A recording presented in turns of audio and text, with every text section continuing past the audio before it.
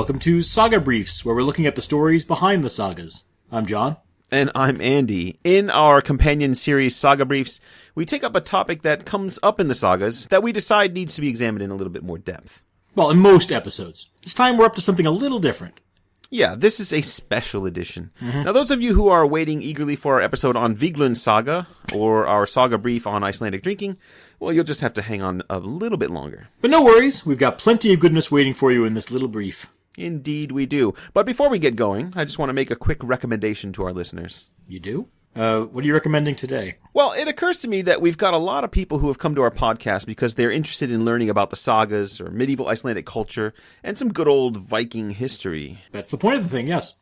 Yeah, well, so you and I both got our introduction to this subject through the language first, right? Yeah, I think we started with a semester of Old Norse before we ever actually dug into the sagas.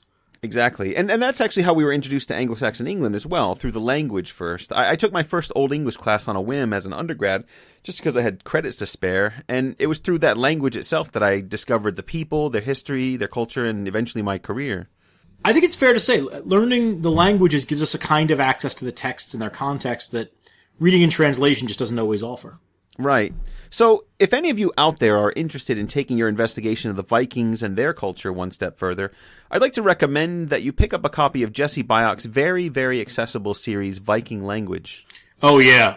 We actually worked our way through Viking Language 1 last summer, and it made me wish we'd had a copy of it back in grad school. Yeah, me too. I don't want this to sound like an infomercial, but it's probably going to. But the book really is great. It's the first book in the series is the basic introduction to Old Norse language. Yeah, it's teaching through vocabulary rather than just focusing on grammar lessons, which of course is part of what makes it so accessible. Right, and one of the things that I like most about it is the fact that it's not just a language lesson. It also introduces runes, provides background info on saga literature, Eddas, skaldic poetry, all the stuff that we love. Right, and there's good history in there too. Okay, now we really do sound like an infomercial.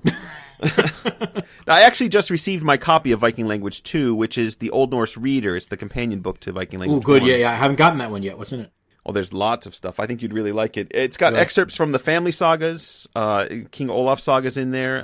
It's also got stuff from the Prose Edda, lots of mythic stories like Ragnarok, the tale of Thor and Utgar the Loki. Ah, that's one of my favorites. I know. It's one of everybody's favorites. What am I saying? Yeah. There's so much good stuff, and if you work your way through Viking Language 1 and then 2, I think you'll be well on your way to tackling whole sagas in the original language. I can't really think of anything cooler than that. Nor can I, which... I don't know what it says about us. Not a ringing endorsement of us as human beings, but... Yeah. Excellent. All right. Well, thank you for putting up with that, John. I just got the Viking Language 2 book in the mail, and I started thinking about how useful the whole series can be for gaining access to the sagas on their own terms, and I just thought our listeners might appreciate a heads up on that. Right. Well, now they have it, and where can they get that if they want it? Well, if they're interested, if I can continue the infomercial mentality. Yeah, you just keep pushing it along. If you're interested in picking up a copy of either book, Viking Language 1 or 2, you can visit their website, vikingnorse.com, or you can search them out on Amazon. And we also put up links on our webpage under the heading Viking Language and Old Norse Resources. It's a wordy heading. You couldn't come up with something better? Obviously not, but you can feel free to edit the thing if you ever got online. Now, I'm going to continue sending semaphores and letting you do the actual techie work. All right. Let's get back to our task at hand now. We're supposed to be talking about Ragnar Lothbrok in this episode. Well, let's do it. All right. I don't know if you've been watching, but the third season of the History Channel's show Vikings started up recently. Oh, yes. I have been watching, but usually a day or so after the episodes air. But I have been enjoying your live tweeting all the same. That's pretty good stuff. So you read the live tweets before you watch the episodes? Yeah, I can't help myself. I find you so entertaining. Well, many do, but doesn't that sort of leave you a little confused as to what's under discussion, or does it just spoil the show? No, I figure it all out. But anyway, for those of you who aren't familiar with the show, or maybe you don't live in an area where it's being aired, although you have this thing called the internet, you could figure it out. Vikings is loosely based on is that too snarky? No, carry on. Okay.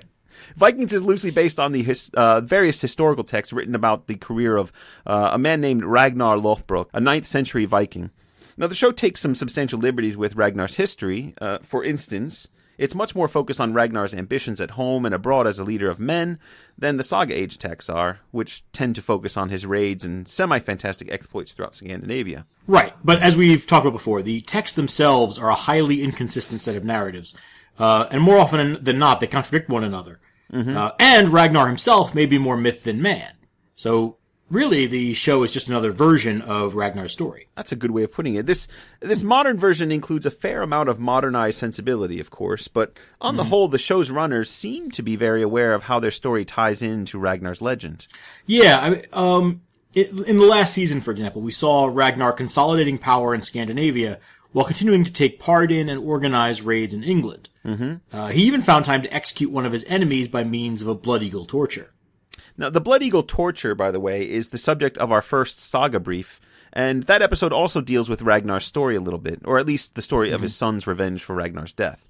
Right. So all these plot points from the show are actually drawn from Ragnar's stories, right. But some of them are out of sequence, some of them are attributed to Ragnar's sons in the original stories, and some obviously are just being invented for the show. And all are certainly much more fleshed out than they would be in the sagas themselves. Yeah. I think that tradition appears to be continuing in this new season of Vikings, from what I can tell. Now, I don't know a whole lot about what's coming up this season, but it has already been acknowledged in the season previews that this season we're going to see Ragnar and his raiders attack Paris. And that Paris attack is actually one of the most iconic moments of Ragnar's legend. And it'll be one of the few moments that seems to be directly connected to an historical moment, so it'll be exciting to see it on film. Now, we hadn't yet started this podcast when the first season of Vikings aired in the U.S., but last year we put together an episode... Episode 7, I think, for those of you keeping track. For that episode, we read the Saga of Ragnar Lothbrok and his sons, which is one of the main sources for the legendary Ragnar at the center of the Viking show. Yes, and I enjoyed that saga so much, John, that I ended up putting it in rotation for my medieval literature course. Did you? Yeah, we're going to be reading it fairly soon, actually. It's going to be a companion piece to Asser's Life of King Alfred the Great, which I think promises to be quite fun. Oh, that would be great. Those two together should be a lot of fun. Yeah, it's a cool thing to do, I hope. Hang on, I just want to back up for a second. Are we really going to not acknowledge the fact that the guy's name is Asser? Well, we're medievalists, so it's normal. We're just letting that go? All right, fair enough. But the saga of Ragnar and his sons isn't the only noteworthy source for the legendary exploits of Ragnar and his sons, is it? Definitely not. And we cover many of those sources in that Ragnar episode from last year. Yes, and if you haven't already listened to that episode, go right ahead. It's waiting for you. It's quite good. You think so? Yeah, it's aging like a fine wine.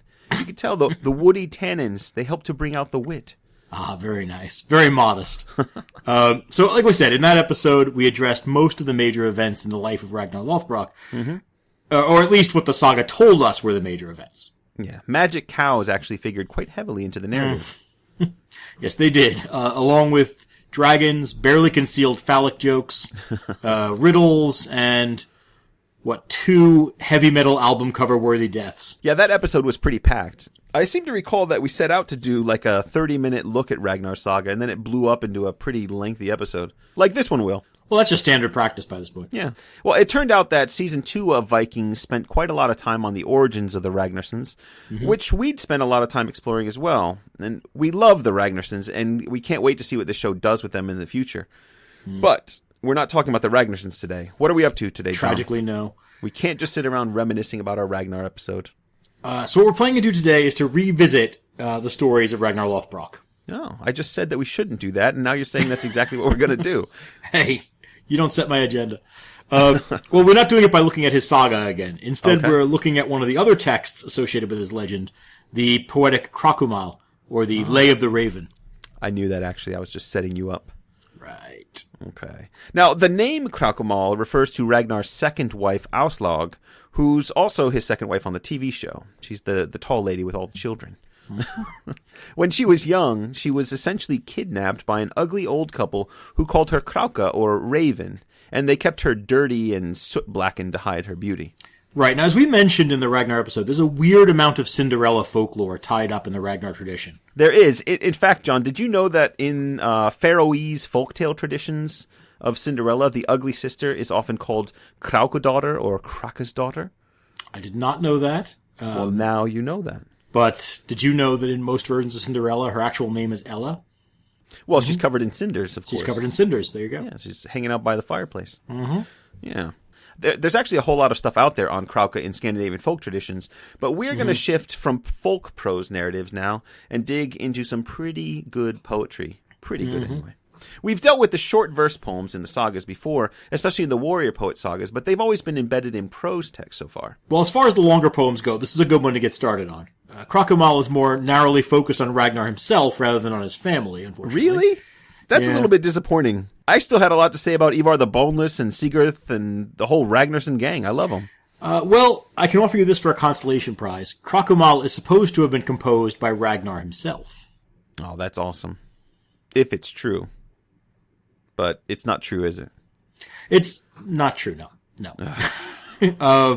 Ragnar lived in the 9th century, if he lived at all, and this poem was probably composed in the 12th century or even later, during the age of saga writing. Right. I mean, we have to be careful about speaking about Ragnar as an actual historical person because we don't have a lot of evidence to support that.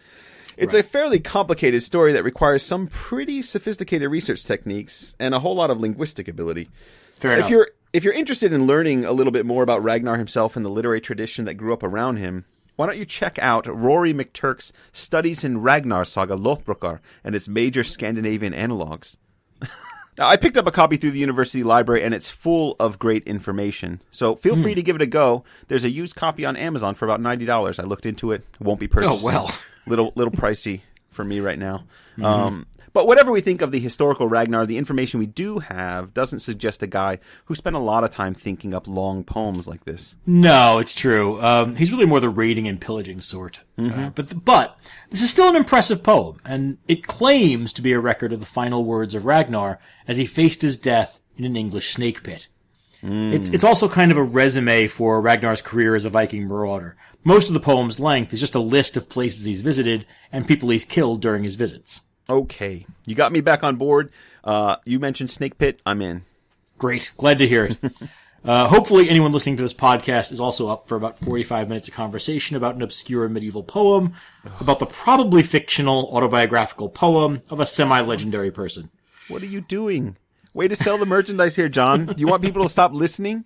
No, I was about to suggest that some readers might want to read the text under discussion before digging into our commentary. Oh, sure. We're going to put the poem up on our blog at sagathingpodcast.wordpress.com, and we encourage you to give it a read. The whole thing? Yeah. I bet I have to type that up, don't I? No, I can do that. I think you just assigned our listeners homework, didn't you? Okay, well then why don't you save them some trouble by reading the entire poem right now? Okay, here we go. No. They can do the homework. But I can help by offering a few words of wisdom from other people who have read the poem.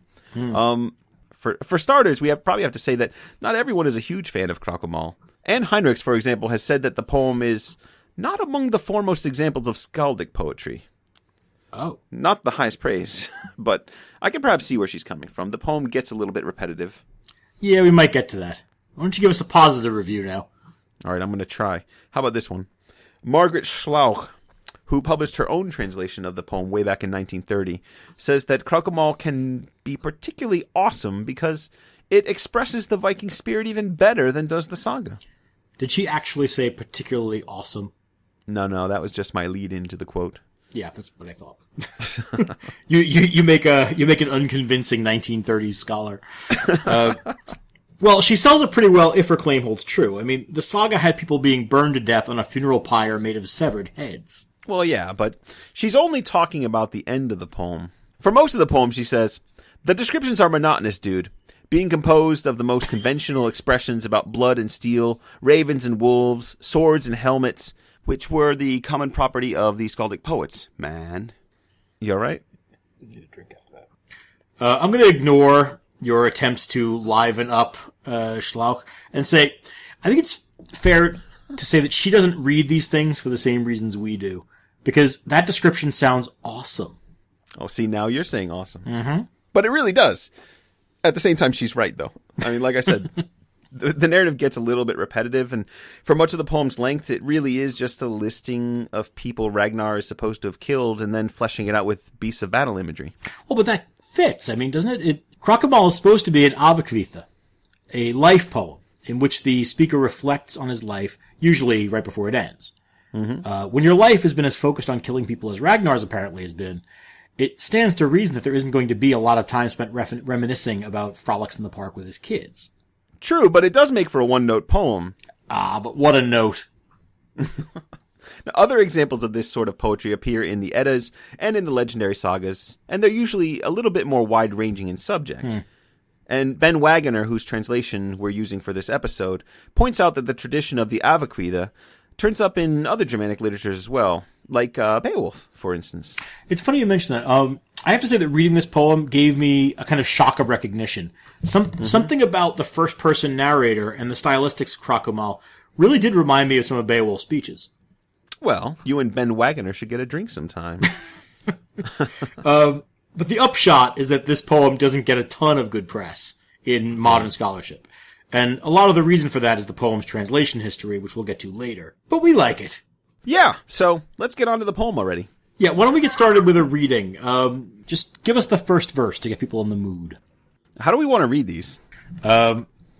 Is this like a dying man, or is he like... It seems like he should be triumphant. Oh, yeah, no. I don't think we're going to try to do the impression of a guy who's dying of snakebite the entire time. Because that would just be, it's ridiculous. I think, we're doing, this is like Charlton Heston, standing on Sinai. Gotcha. Kind of voice. Got it.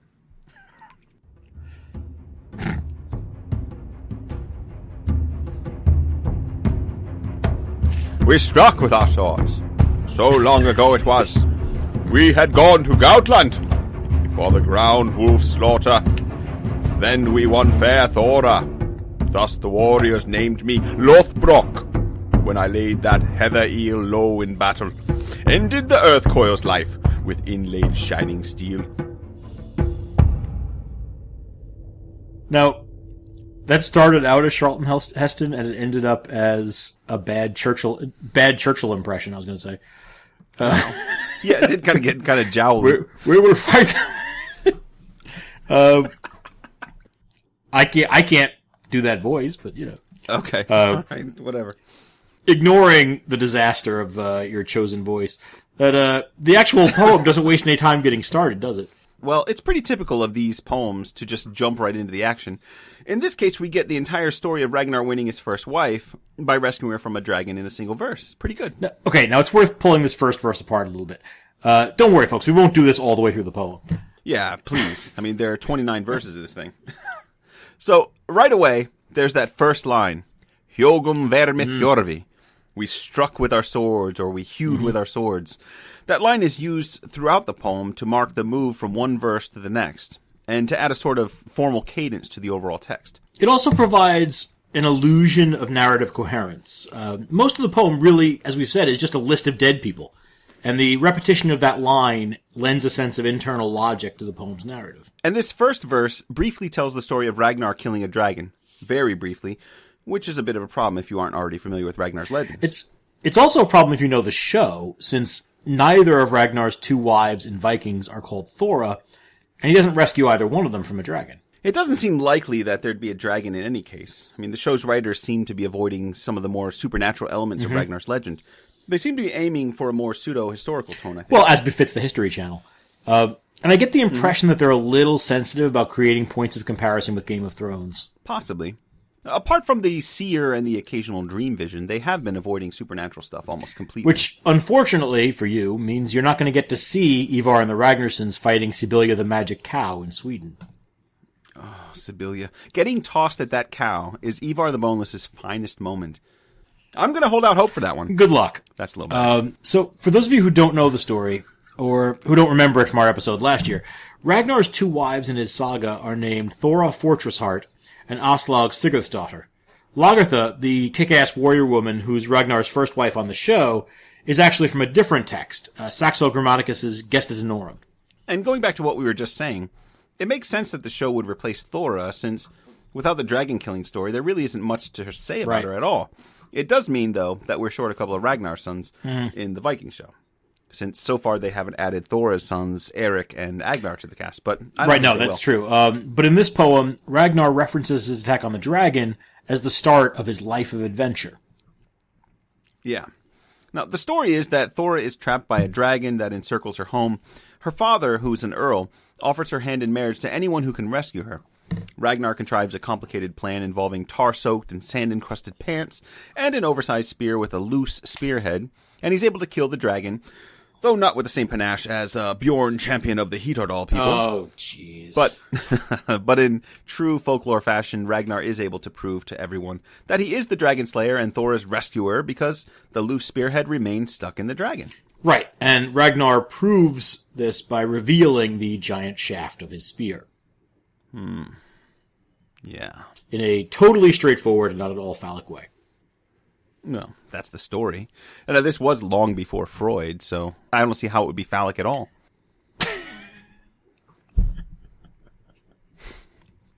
What's the problem? I'm pretending like Freud invented the whole Yes, system. get that. Now, okay, you made a brief reference to Ragnar's tar-soaked pants.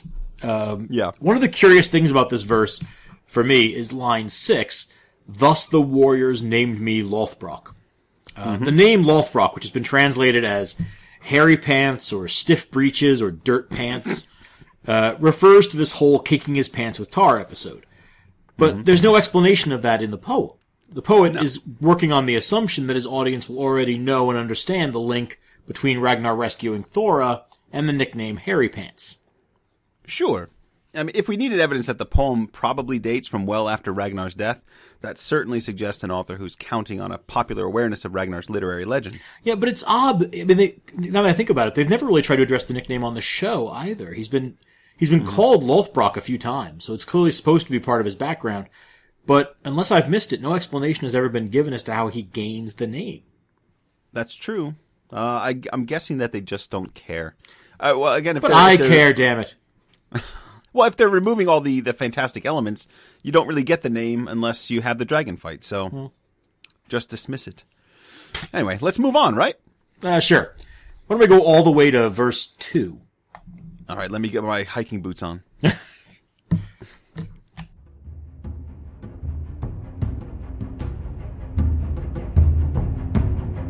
We struck with our swords. Still I was young when we went east to Oresund, carved the eager wolf's meal. We gave a great dinner to the gold-legged birds, where hard iron clashed, howling against helmets tall and well-forged. All the sea was swollen, in slain blood the raven waded.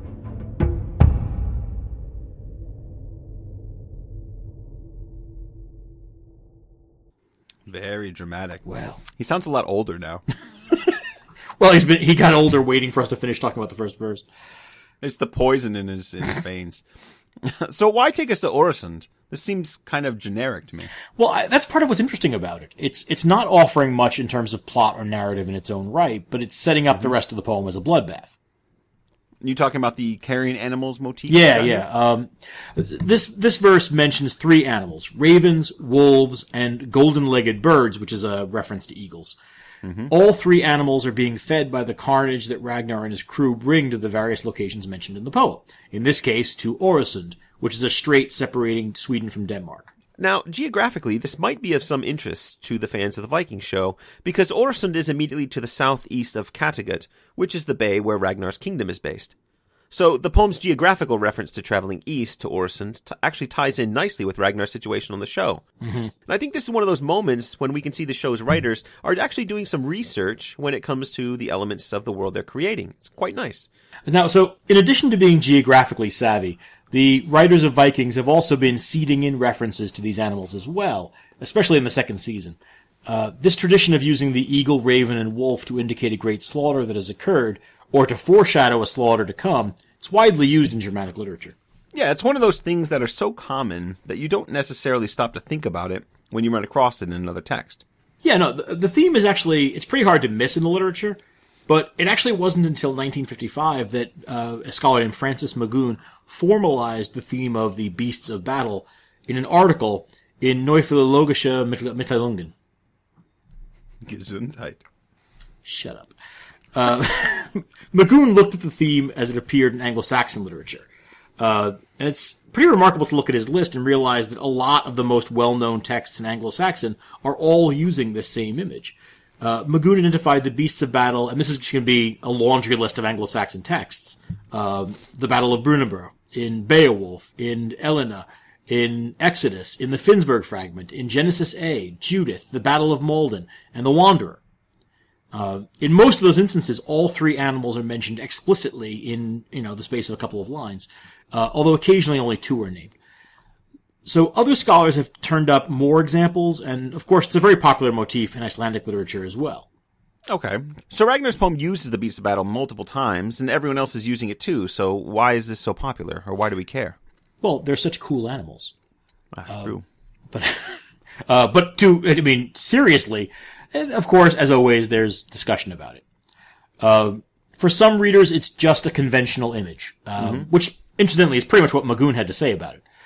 But there are other and much more interesting possibilities. After all, these three animals all show up extensively in the art and mythology of the Germanic world. Oh, that's right. Even their more generic associations make a good case for their symbolic value. Wolves are all over the place in Norse myth. Devouring the sun, ending the world, killing gods, you name it, they're there. And they're constantly coming up as a harbinger of doom in literature. Yeah, especially on the battlefield. One of my favorite quotes from Kevin Crossley Holland is about this. In Germanic writing, he says, "Whoever lost the fight, the wolf was the winner." Yum, yum. Well, and then we have the raven and the eagle. They're both associated with corpse eating, but they also have their individual connotations. The raven's a symbol of sacrifice, for example, and I think the eagle is associated with nobility, even though, they eat corpses. Yeah. And there's also the somewhat gruesome fact that these animals are all associated with battlefields for a reason. Oh, sure. Yeah, they're all carrion animals, and they will feed on freshly killed corpses of warriors. Yeah, it's pretty grim, but yeah. Well, it's just the circle of life, John. Jeez. So, the idea is that the I've just got an image now of Elton John crooning away over a battlefield filled with half-eaten corpses. That's a nice image. So the idea is that these warriors and poets would be familiar with the sight of these animals hanging around after a battle, helping themselves to an all-you-can-eat buffet of dead Vikings. Sure. It's so grim. It's the same logic that American writers used when they established that classic image, a vulture hanging over a cowboy in the desert, right? Indicating that death is near. Yeah, that's true. It's tempting to think about these things as being rooted in the kind of real-world experience, but there are other possibilities. How about the link with Odin? Odin's certainly linked with these same animals. He's got 2 wolves and 2 ravens that are his companions, as well as totemic animals. In fact, people who remember the very first episode of Vikings may even remember that Ragnar had a vision of Odin on a battlefield, and the clearest indication that it was Odin was the cloud of ravens that surrounded him and rode on his shoulder. And I keep wondering if they're going to come back to that. Yeah, it's odd that they give us that image right away, and they've kind of just shied away from it ever since. Although Ragnar does like to wink a lot. Fair enough. A reference that might not mean anything to most people. Doesn't mean anything to me either. I don't know why I said it. Well, we'll get into all the details of Odin's animal friends when we get around to doing an episode on Norse myth. But the tricky thing about the Odin link is whether those animals are used symbolically because of their link to Odin, or whether they're symbolic of Odin because of their connection to battlefields and the fate of the slain. Oh, this is one of those slaughtered chickens or the gobbled egg questions. Sure, if that helps you. But since we should really be talking about Ragnar and his story, let's add that the legends of the Ragnarsons included a war banner, which showed a raven with its wings outstretched. Yeah, the banner was supposed to be magical, right? It was woven by the women of the Ragnarsson clan in one night, and it foretold the Ragnarsson's victory or defeat in battle. I think if the raven's wings were lowered, it meant no good for the Ragnarssons, but if its wings were outstretched, then they would win the day. And presumably this is not information they'd want their enemies to have. or their followers, for that matter. No, I wouldn't think so. Can you imagine poking your head out of the tent all bleary-eyed on the morning of a battle and seeing that? Hey, looks like the failure banner's up today, guys. We're screwed. Well, I imagine the banner usually foretold victory for some reason. I suspect they only had one banner. So to sum this up and get back to the poem, the use of the raven, wolf, and eagle indicates both that Ragnar brings great slaughter to Oresund and that the carnage will continue. And references to the animals continue as well. The very next verse includes another line about feeding the wolves with corpses of fallen earls. But I think we should skip ahead a bit. Why don't we look at verse 7 next? Okay. I think it's your turn to do the honors. We struck with our swords. Swinging blades were howling before King Ælla fell there on the field of Uller. We went, glittering with gold, off the ground of the falcon. Corpse-light shattered shield boards from ships to helm meeting. Neck ale burst from blade wounds, from brain cliffs it spurted.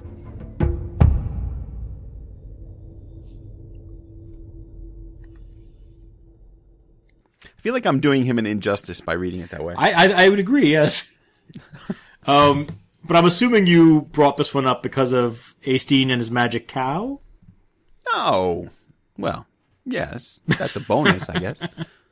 Anyway, this version of the story of the war with Sweden's King Ælla is a lot different from the version that we saw in the saga. I mean, for one thing, Æstin's battle cow, Sibylla, isn't even mentioned, which is just a travesty. I'm sorry. And Ivar is also left out. Now, anyone who doesn't know about this magic cow and Ivar's crazy plan for defeating it, you have to go and read Ragnar's saga, or at least listen to our episode on it. Okay. The cow is one thing, and you are a man obsessed. But you've touched on another awesome important difference in this poem. According to our other sources, Ragnar wasn't even present at the battle with Sexton.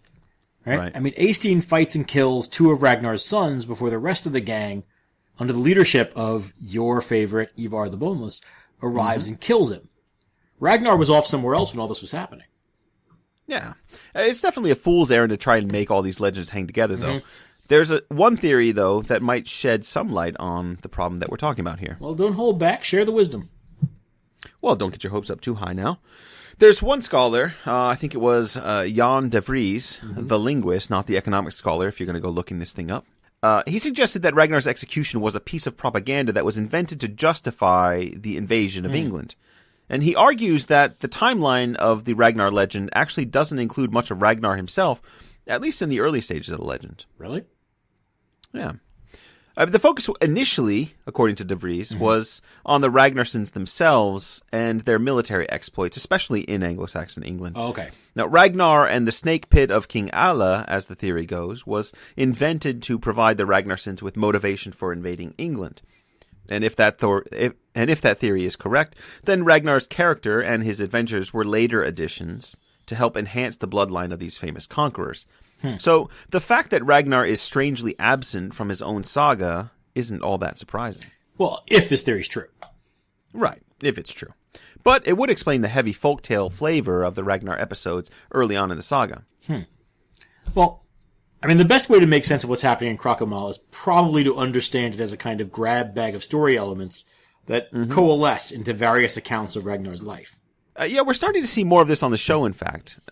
Season 2 involved a lot of battle set pieces, but it also focused a great deal on Ragnar consolidating his power base at home, which isn't really something that the sagas look at in much detail. Right. And Season 3 is starting to look like it's going to involve Ragnar moving around more and involving himself in a wider world, which is much more in keeping with the Ragnar that we're seeing in Kraku-mal. Right, I think so. Like the writers of Vikings, each author is drawing from a combination of oral and written stories to create a version of events that plausibly enters into conversation with existing legends. But the same elements may come together in different ways in different story iterations. Yeah, I mean, this is similar to a point we've made about the show before. I mean, it would be easy to sit around and maybe complain about the ways that the show deviates from sources, but I think it's much more interesting to think about this show as the most recent version of Ragnar's legend, in the same way that King Arthur stories or Robin Hood legends are still evolving and taking on new forms. Okay, so we're getting very profound, but that's not really what you read this verse for, is it? No, I kind of wanted to talk about kennings. Oh, okay, sure. Yeah, I figured we'd get to that eventually. We've been talking about kennings occasionally in our summaries of various sagas, but you're right, we've never really dug into how they work. Should those be their own saga brief, though? Maybe, but I expect that it would be disappointingly brief, so let's try to do a quick primer here, and then maybe revisit the possibility of a devoted saga brief another time. Although I should say, in Viking language, in the Viking language book, there's a whole section on kennings. Nice, and it's pretty well developed. Excellent. So this is something that some people may remember from their high school or maybe college English class, since kennings are common to both Icelandic and Old English poetry, which everyone reads in high school English. Well, I teach in Massachusetts, and it's Beowulf's part of the high school curriculum here. Oh, Beowulf always is. I don't know how they teach it. There you go. Beowulf, I'm not sure if you're aware, is an example of Old English poetry. Yes, it is. Now, a kenning is a poetic device, a kind of complex metaphor that takes the place of a noun. And I want to warn everyone, this is about to get kind of Englishy. Right. I mean, there's really no way to talk about kennings without getting a little kind of nebbishy for a minute. Okay. So, kennings usually take the form of a conceptual link between an object or person and a euphemism for that object or person. Right? So, like a metaphor. And usually the euphemism is pleonastic, which is where the complexity comes in. Pleonastic? Really? Sure. That's what you're doing? Yeah. We are trying to be accessible here at Saga Thing. Oh. And there you are trying to sound like a professor from the 1890s. So let's keep it simple. Let's look at an example. Let's go to the 5th and 6th lines of this verse. Ragnar says, "We went glittering with gold of the ground of the falcon." That's keeping it simple? Well, it's pretty straightforward, I think. Now, when you're looking, let's kind of parse this out. When you're looking at a simple kenning, the first thing to do is to look for the basic subject. In this case, the subject is going to be falcon, all the way at the end of the sentence. Now, everything else in the metaphor is going to be based on this falcon, so it's kind of important. So then we look at the phrase, ground of the falcon, which is a little less obvious for modern readers, but we have to think about what ground the falcon sits on. And if you know anything about the Middle Ages, you know that it's likely a reference to falcons being used as hunting birds and returning to what? The falconer's arm. Thank you. I thought you said we were trying to keep it simple. Well, if it was too simple, then it wouldn't be fun. I mean, this is how good skaldic poetry works and good kennings work. So stop complaining and tell us what the kenning means here. Well, it means the ground of the falcon means arm. Yeah. I mean, I know you're guessing, even though I told you the answer, but you're correct. Well, I knew all along. Thank you. Keep going. All right. So now the kenning's last element is gold. So we had gold of the ground of the falcon. So we could simplify that now to gold of the arm. Gold of the arm is probably an arm ring, right, which was a favorite jewelry of the Germanic warrior class, often given as a reward for a brave deed. So, the entire kenning in this case is a poetic circumlocution for the worth of the warriors Ragnar's talking about. Got it? Right, sure. So if we go back to the line, what it says is, "We went glittering with arm rings." Exactly, which suggests highly decorated warriors. Great. Pretty good. Of course, as you said, that's actually a fairly simple example in that it uses clear imagery and doesn't require any further exposition. Right. Now, where the kennings can get really complicated, especially in Old Norse, is in the skald's preference for referring to legends and myths as part of the kenning. And we've seen this a lot in the poet sagas that we've absolutely. been going through. We've been slogging through these. So multiple sagas, including Cormac's saga, to give one of the examples, use the kenning Gerther of the Fire of the Hands. Now, Fire of the Hands is another reference to gold, this time invoking finger rings. But you're not going to get much further unless you know that Gerther is an especially beautiful goddess, the wife of the fertility god Frey. Okay. So we've got beautiful goddess of the gold rings, which ends up being a fairly generic complimentary kenning for a woman. Right. So, and there are entire texts given over to the parsing out of these kennings and listing the artistically acceptable myth elements that can be used in forming your metaphors. But let's not go too far down that rabbit hole right now. Yes, please let's not. I want to deal in kennings wholesale for a moment. Oh, great. Meaning what? What do you mean by that? Well, what I mean is that part of a skald's bag of tricks is to demonstrate a wide-ranging creativity when it comes to pursuing kennings and metaphors. So it's worth looking at the variety of kennings our skald uses to get a sense of his ability. Okay, so this is probably going to be more evidence against Ragnar as a poet, but you go ahead with yourself. Okay, so Andy and I have come up with our lists of the kennings used in this poem, and we're going to fire them off lightning round style. So I'll give you a topic, and you give me all the kennings in the poem for that thing. Oh my goodness, is that what we're doing with these? Yeah. All right, well, give me an easy one to start with, okay? All right, how about spears? Spears, okay. Vidrir's wand, worm of wounds, strife blades, mass of arrows. Very nice. How about you do serpents? Oh, it's a great one for this story. Ground wolf. Nice. Scathegoin. I don't know what that is. Heather eel. Perfect. And earth coil. All right. Goin is supposed to be a proper name for a snake. Okay.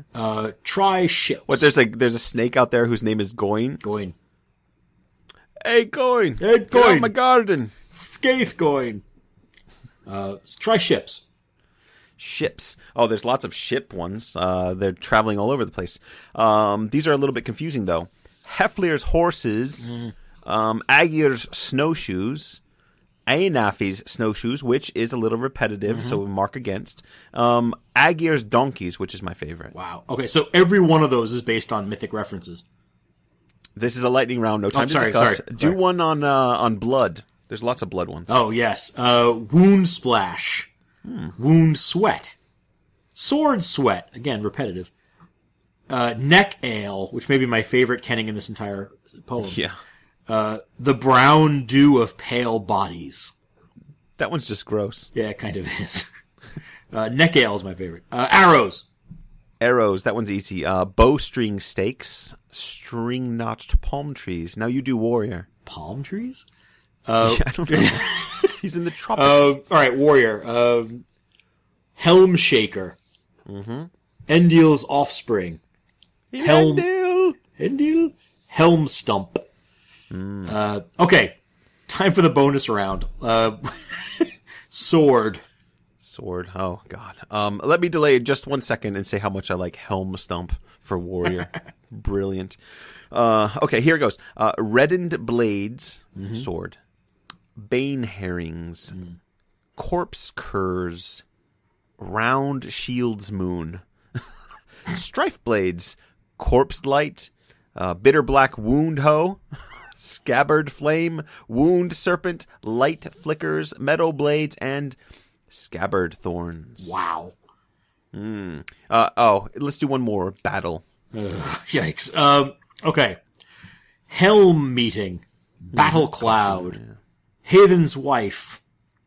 Storm. Rain of shields. Hield's game. Gust of swords. Brawl of spear points. That's pretty obvious. Yeah, well. Spear din. Contest of blades. Blizzard of spear points. If you don't like brawl. Edge games. Din of swords. Wrath of Hield. And lance meat. Lance meat. Hey, can I get a pound of your lance meat? Only your finest lance meat. But that's Lance M-E-E-T, not M-E-A-T. Yes. So it's just a little joke. So these are the most common examples in the poem. There are also 4 names for Odin in the poem, several names for armor, shields, and so on. It's basically a list of interesting kennings. Right. No, and I have to add one of my favorites, just because it's so evocative of the world from an Icelandic perspective. The ocean described as the Puffin's Field. Well, we should probably add that Kraku-mal isn't really known for the high level of poetic creativity.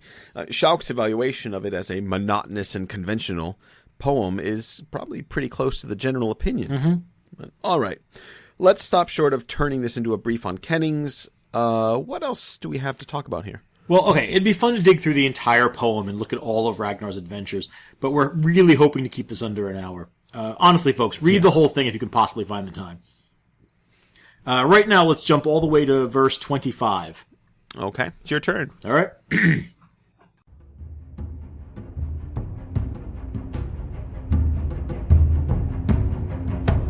We struck with our swords. My soul is glad, for I know that Baldur's father's benches for a banquet are made ready. toss back toasts of ale from bent trees of the skulls. No warrior bewails his death in the wondrous house of Fjolnir. Not one word of weakness will I speak in Vithrir's hall.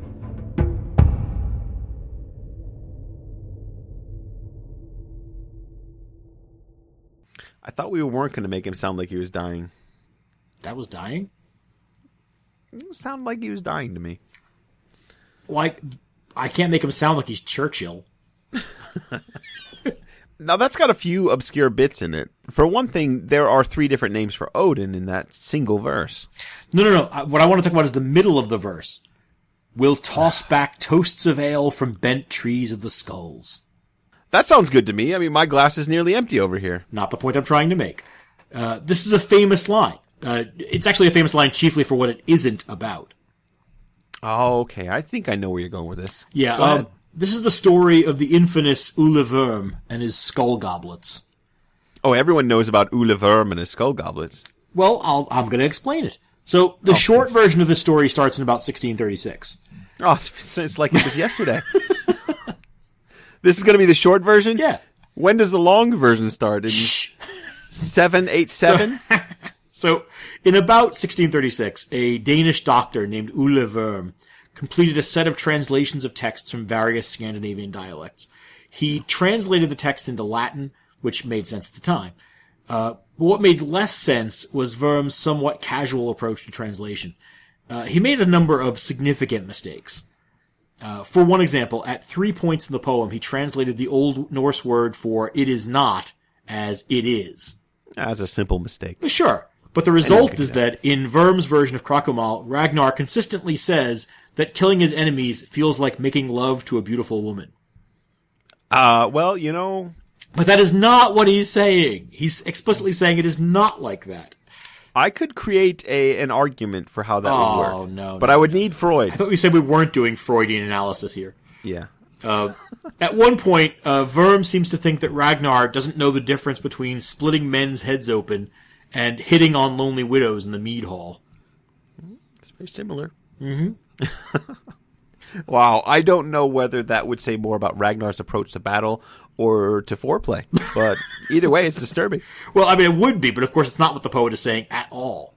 No, he's creating a sustained juxtaposition of the pleasures of life in the hall with the hardships of the Viking lifestyle. Right. I mean, the problem is that Worm's translation turned out to be fairly popular. And also, as the first of its kind, it had a tremendous influence on the poem's future. Several other versions of the poem were produced in the next decades, but some of Worm's mistranslations would remain in new versions of Krákumál all the way through the 19th century. Okay, but you were promising a short version, and you were going to talk about verse 25. All right, sure. So this is another of Worm's moments of anti-genius. Okay. The poem talks about drinking from the bent trees of the skull. Now that we've mastered the art of the kenning, this shouldn't be too hard to sort out. No, not at all.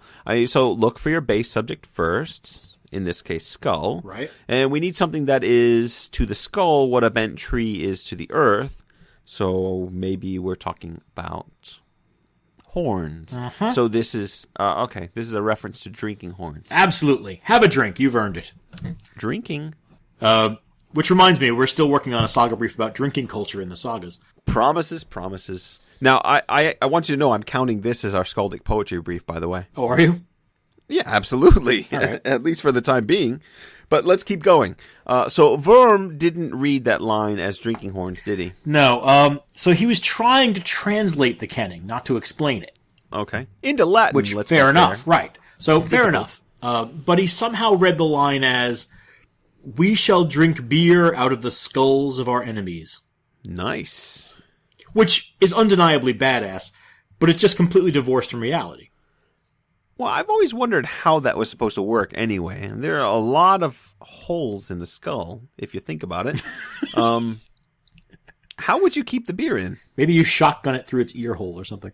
Well, the image was sensational, obviously. And, of course, it proved to be what most people remembered from the poem. Right. Now, there's never been the slightest shred of evidence that any Scandinavian made cups out of the skulls of their enemies, and scholars have been shouting for centuries that the whole thing is a big mistake. But, as Tom Shippey recently wrote, it's too late, The image has become ineradicable. For centuries? Yeah, no, actually, for centuries. There's a short article from 1852 by Cowgill, which already points out that several other people have already argued that skull cups weren't a thing. And yet, they're right up there with horn helmets. I mean, we think about, Vikings and skull cups. Yep. But we should give Ole Worm some credit. He may have been a terrible translator, but we should recognize his contributions to science, which was actually his primary field. For one thing, he first recognized the intrasutural bones of the cranium, which we now call vermian bones. Okay. He also proved in a 1638 paper that unicorns don't exist.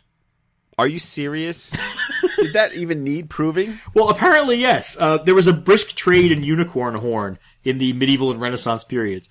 Worm did a study of the horns and determined that they were actually narwhal tusks. Oh my goodness. So he had a kind of obsession with horns and skulls, and yet he still managed to totally misunderstand the reference to drinking horns. Yeah. Wow. That may be the most ridiculous thing that's come up on the podcast so far. I was pleased with it. It just goes to show what happens when you start researching something. Absolutely. Absolutely. I was delighted. You can go down. I was delighted 2 hours into reading about Ole Worm for this podcast to discover that he disproved unicorns. This is why papers don't get written. That's exactly right.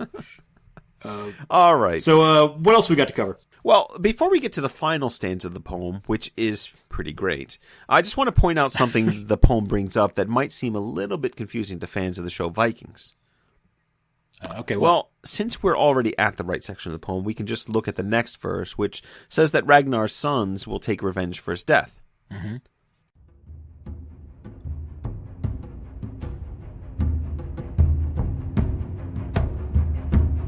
The sons of Aslog all would rouse the wrath of Hild here with their ruthless sword blades, if they fathomed fully how far I have traveled, how so many serpents stab me with their poison. My sons' hearts will help them. They have their mother's lineage.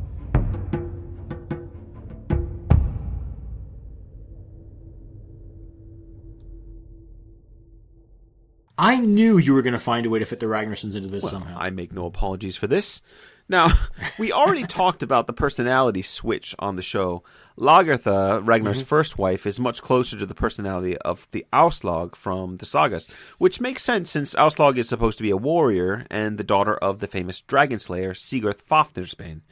So Ragnar's claim in the poem that Aslog's sons have the superior blood of their mother's family is not an empty claim.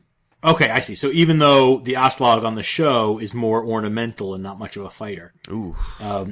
But she still does claim to be the daughter of Sigurd and Bruno. Yes, she does. It's kind of an injustice, though. I mean, entire sagas are written about Aslog's parents and how epic they were. So, anyway, the poet refers to the sons of Aslog, which, depending on which version of Ragnar's life we're looking at, is somewhere around 5 boys. In the show, there are 4 so far. I think there's Ube, Hvitserk, Sigurd Snake in the Eye, and Ivar the Boneless. That's in addition to Ragnar and Lagertha's son Björn Ironside, and their deceased daughter Gutha, who cares? Sorry, Gutha. Wow. But apart from Björn, the show really hasn't done much with them so far. Their chief role seems to have been to justify Ragnar's decision to take up with Aslog, who, I have to say, is providing sons with tremendous regularity. Right, but that decision came at the cost of his marriage to Lagertha and his relationship with his first son. So the only exception so far is the season 2 episode when Ragnar wrestles with the decision of whether to kill Ivar by exposing him to the elements as an infant. Now, for those who haven't heard it, we discussed the practice of child exposure in our episode on the saga of Gunnlaug's Serpent Tongue. Each of the sons has their own stories in the sagas, and it will be interesting to see whether the show eventually does another time jump to get to the point where we can see the Ragnarsons tearing up the northern world as a clan. I really hope they do. I do too. But as we mentioned before, the family links in the literature might be a little confusing to anyone who's primarily familiar with the show. In Ragnar's saga, for example, Björn is one of the sons of Aslog, Ube doesn't appear at all, and there's a 5th son named Rongvald who dies in battle as a teenager. So lots of guys. Right. And then there's Eric and Agnar, the 2 other sons from Ragnar's first marriage to Thora. In fact, like Björn on the show, those 2 have a kind of contentious relationship with Ragnar in some of the sources.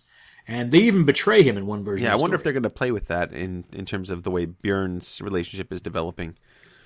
But It'll be interesting to the see. important point here is that no two of the sources totally agree on the number, name, or parentage of all of Ragnar's sons.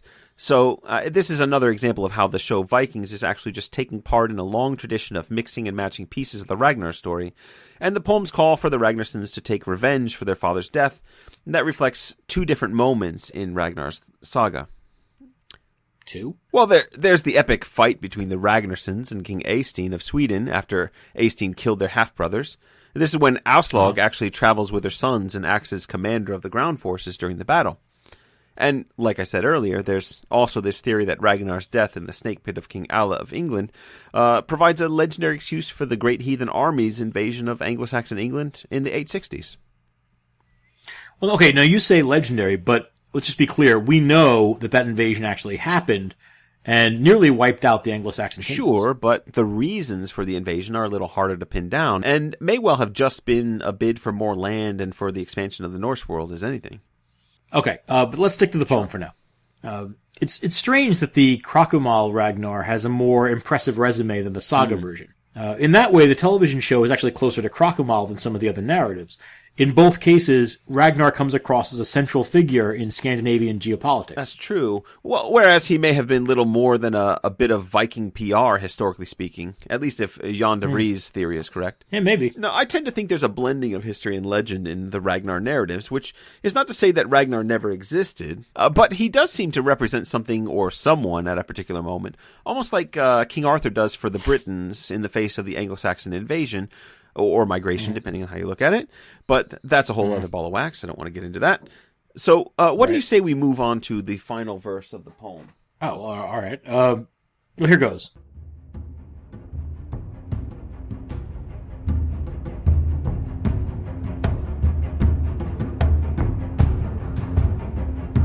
I desire my death now, that this year call me home, whom Herjan hastens onward from his hall to take me. On the high bench, boldly, beer I'll drink with the gods. Hope of life is lost now. Laughing, I shall die.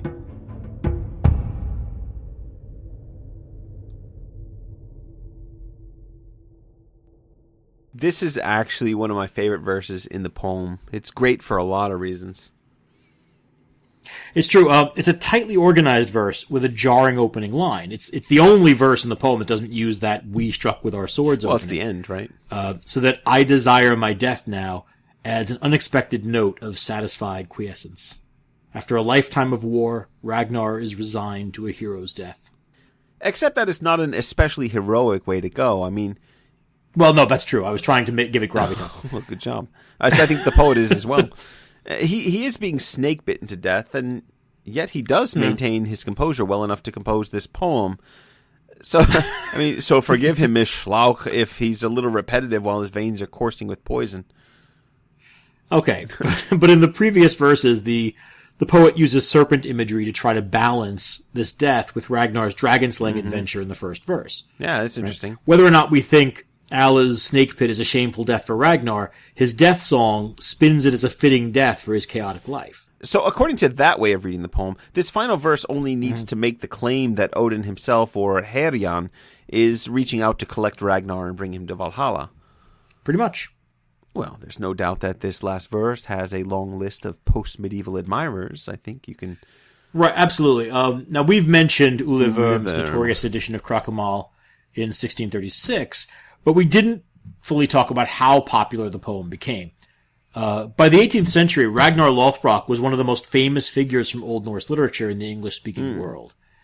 A 1700 essay on the subject of heroic virtue, which is its title, cited Kraku-mal as one of the finest examples of the heroic quest for noble death. And other writers, directly or indirectly, used Ragnar as the model for the terrifying Viking hero. Wow. You really dug deep on this one, didn't you? Yeah, I did.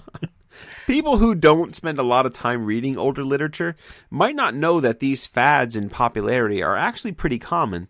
I mean, even you could say that the rise of Ragnar in Icelandic or Scandinavian tradition in the 12th century is a result of this reawakening of the Viking tradition, or an interest in the Viking tradition, which had kind of faded by that time.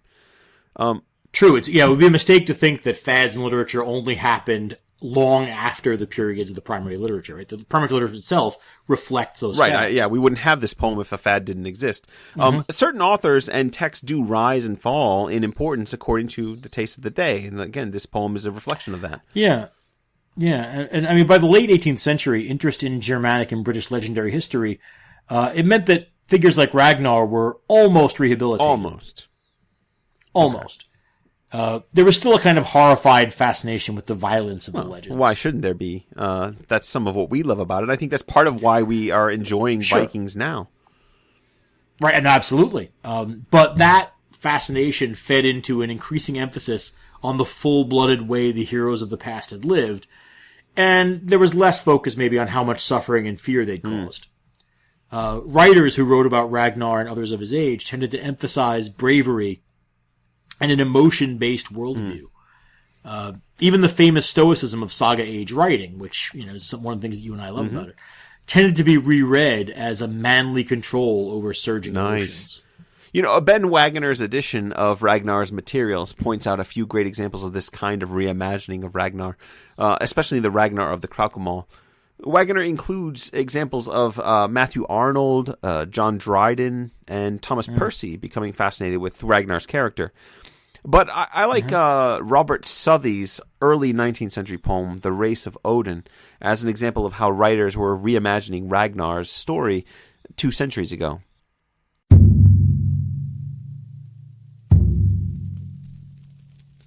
Dark was the dungeon, damp the ground, beneath the reach of cheering day, where Ragnar dying lay. Poisonous adders all around, on the expiring warrior hung, yet a full stream of verse flowed from his dauntless tongue. We fought with swords, the warrior cried. We fought with swords, he said. He died.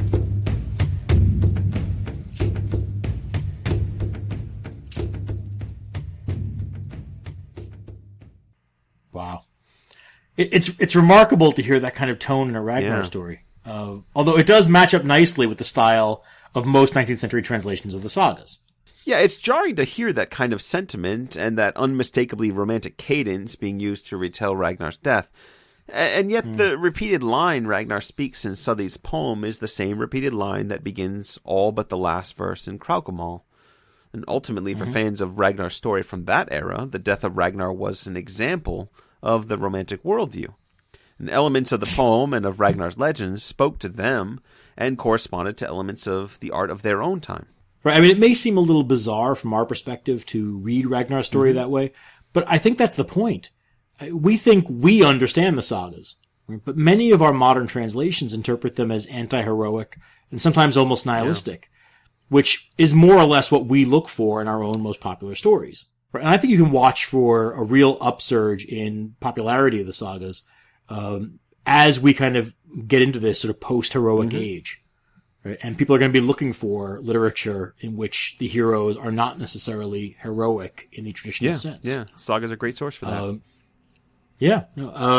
Margaret Clunies Ross recently wrote that most, this is a quote, most received scholarship about Old Norse skaldic poetry is based on unexamined assumptions. And I'd argue we can extend that point to include translations and editions. But I would say we can also extend it to include our experiences as readers of the texts, no matter what language you encounter them in. Yeah. Now, this brings us back to our earlier point. The show Vikings draws on literary tradition in order to create a version of legend that speaks to a present-day audience, while also being shaped by that modern perspective. Not unlike a pair of podcasters who use modern technology to sit around talking about Icelandic sagas from a reader's perspective. Wow. All right. So that's pretty much what we think about Kraku-mal. We ended on a fairly literature class philosophical note there. But feel free to contact us and let us know what you think about this poem, what you think about the Vikings show, and about sagas in general. We'd love to hear from our audience. Yes, and there'll be a quiz on Friday. You can get in touch with us at our website, sagathingpodcast.wordpress.com. Or you can contact us directly through our email, sagathingpodcast@gmail.com. And we're also on Facebook, Saga Thing Podcast, and Twitter, Saga Thing Pod. There's so many places for you to get in touch with us. Far too many. Why don't you drop us a line? As always, if you'd be so kind as to write a review and rate us on iTunes, that helps to spread the word and help other people find our podcast. We'd very much appreciate that. Mm-hmm. Absolutely. Next time we'll be back with a look at Vigeland's Saga, which is suddenly one of my favorites of the poet sagas. I think whichever saga you've read most recently is your favorite. That's not always true. Check the scores. Well, right. Fair enough. All right. Well, until next time, thanks very much for listening, and bye for now. Yep. Ólafur reið með björgum fram, Vikir mann, Sigir mann, nýttan fyrir sér álvaran, hann rauður loginn brann, líðan lagið fyrir undan björgunum, líðan lagið fyrir undan björgunum fram.